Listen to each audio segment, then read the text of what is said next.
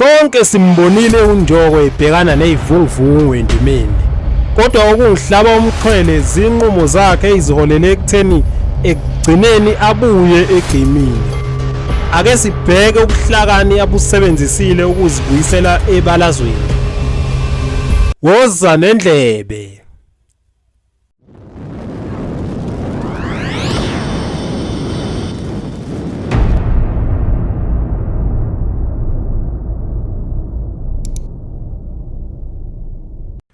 Ngiyakubingelela mbukeli. Kuyintokozo ukuba nawe. Yazi umculo isimanga ngoba namhlanje sebalazweni uyathandwa izwe lonke jikelele. Kuyabe kusasa futhi abasayingeni indaba yakho. Umculi ongathi akaze abhekane nalezo khathi ngabe usenga ezimithiyo. Into efike ihlukanise umculi ongaphekekile nenkunzi indlela abhekana ngayo nalezo nkinga. Igama likaNjoko laqala ukuba nyama nambana uma umhlonishwa uphakela umthakathi isiqhwaga sakaMandlakazi evela kwenye ivideo izwakalisa okungenami ngabaculi abayizinsizwa ababhala ingoma ezikhuluma ngezihloko zabantu besifazane. Ngoba omaskandi manje insizwa zicula ingoma ziculela thina icula insizwa icula ingoma efuna ilalelwe yimi njengoba ngiyinsizwa ngingalo.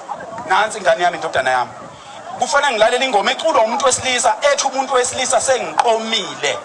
Kusho umuntu wesilisa fanele mina ngivula umsakazo ngilalela ingoma eculwa umuntu wesilisa ethi useqomile. Yawususa umsindo leya video abaculi abahlukahlukene bephikisa lenkulumo kodwa owathinteka kakhulu kwaba nguye phela uNjoko. Ngoba uphakela umthakathi mayenza isibonelo wayesebenzisa ama lyrics engoma yakhe uNjoko lona eyake yadla abantu ethi sengiqomile. Lenkulumo yasehlisa isithunzi sehobosha njengeciko futhi laphenduka ihlaya. Umculi ke uyikhulumela ngengoma futhi yiyo ayibuyisa ngayo kubantu. Bekulindeleke kanjalo nakuNjoko ngesikhathi ememezela ukuthi uzokhipha ialbum yakhe yokuvala unyaka. Wamemezela ukuthi ipromo izoba ziqephu ezintathu ezizogabisa ngezingoma ezimbili sisinye. Kwathi mayededela isiqephu sokuqala nje umfoka Mbambo umphakathi waqala wahlukana phakathi abanye bezwakalisa okungagculiseki ngengoma ethi uCapitec la ehamba khona noShenge wasehlala Nkosi. Noma kwaqala kwangathi yinto ezokwazi ukuyibhula kodwa ulive kaMacingane wafike wayispikili sokugcina lapho uMacingwane ayezwakalisa okungenami naye khala ngokuthi liphi ipeni. Manje kayiphatha vonqama ngaya lutho nje. Uhlulwa yini uNjoko ukuba creative enough ashaye into eyenziwe Horseman of fethu beshama rush hour icreativity bethi babe khona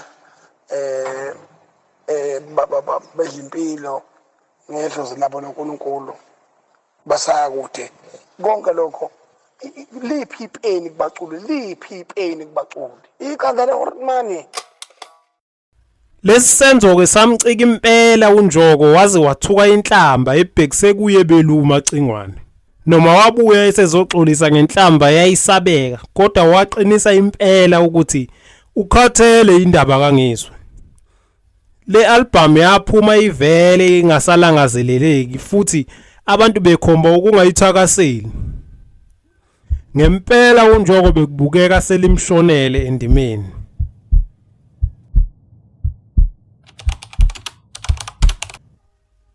uNjoko umangaze abaningi ememezela ukuthi usezoba nomsebenzi omusha ozophuma ngoMarch lapho ayibisa khona ngehobosha.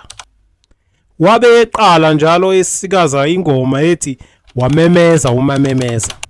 Lezi ndaba zibe zinhle impela ngoba phela bekwaziwa ukuthi useyozazwakaleka sekupheleni konyaka.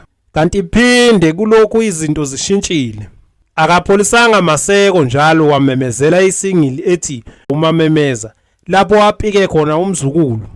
uNjoko nomzukulu bangabaculi abazwana kakhulu futhi abavame ukuba ndawonye. Sebeke bazenza ke ingoma ndawonye phambilini. Uzokhumbula ingoma abayenza kaDr 3 Second. Ingoma kaNjoko ethi malume, umzukulu ethi siyofela khona. uNjoko ethi kade ngabona.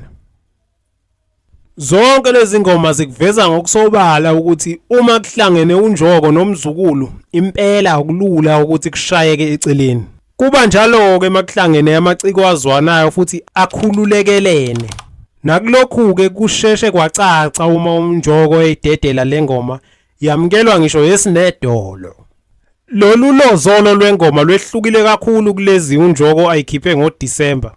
Kucace ngokusobala ukuthi ujule kakhulu ngokuthi yini engathandwa ngabantu ngaphambi nje kokuthi aye e-studio. Ubese sebenzisa ubuhlakani lapho wayikhipha ngoFebruary okuyinyanga yothando kwazise nayo ikhuluma ngalo phela uthando. Ngale kokuba umngani kaMzukulu, uNjoko ukwazile ukubona ukuthi umzukulu yena mculi ohamba phambili ingomeni zothando kuleminyaka. Futhi uma epikiwe impela ufike abukise ngomnikazi wengoma. Kule ngoma baqhakambisa ukuyigqaja ngomuntu osuke uthandana naye. Ivula ngehobosha lapho lithi ake sicashe uMamemeza ozomemezela umhlaba wonke ngalolu thando lwethu, ngifuna ahambe etshela abantu. Kusobala akekho umuntu oqashwayo unguMamemeza, kodwa lokhu kubuciko bokuveza ukuthi ufisa kwazi umhlaba wonke ngothando lwabo. Akwethusike ngempela ukubona wonke umuntu ekhomba ukuyithakasela lengoma egila izimanga. uNjoko ukhombise ukuba nesipiliyoni emculweni ngokukwazi ukubuya ngalendlela ngoba hlezi sibona abaculi beshona phansi bengabe besakwazi ukubuya. Noma ngikungabaza ukubuya ngegama elisha eminyakeni lapho ukuba namaqembu amaningi kungasasebenzelane njengasekuqaleni. Yebo phela abaculi asebevelelayo yilabo abami ngegama elilodwa elizokwazi ukulinka umsebenzi wonke walowo mculi. Yingakho sibona abaculi abanjengomthandeni obekhipha igcokama elisha, indlabe iphika nomthandeni, kodwa manje usegxile kumthandeni SK wasusa konke okunye futhi lokho kuyamsebenzela. Nemfeze eminyama yake yakusho ukuthi izobuya isihamba ngegama elilodwa kuphela, iwamise onke la amanye. Kodwa ke ngeke wazi, hleze ihobosha lingagcina lingaphezulu kaNjoko ikakhulukazi ngoba liphuma ngesikhathi bengabaningi abaculi abakhiphile. Cha, angime khona lana. Uma usulizwile lolu nqambothi lwengoma, ngabe uyizwe injani? Ake ngizwe kuma comment, ungakhohlwa ukusubscribe uma uthanda ukuzwa kabanzi ngezomculo.